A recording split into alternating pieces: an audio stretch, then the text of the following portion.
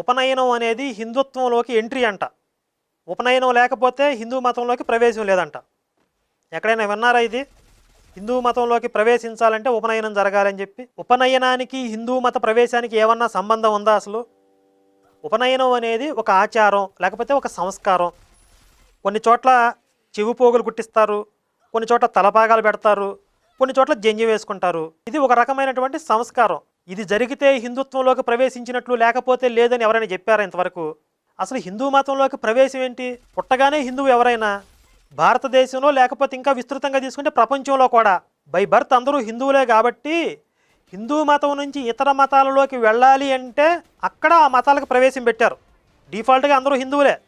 వాళ్ళు మతం మారేటప్పుడు వేరే మతాల్లోకి ప్రవేశం పెట్టుకున్నారు. కాబట్టి హిందూ మతంలోకి ప్రత్యేకంగా ప్రవేశం అనేది లేదు.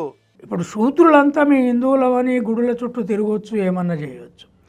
కానీ నువ్వు ఏ మతంలోనైతే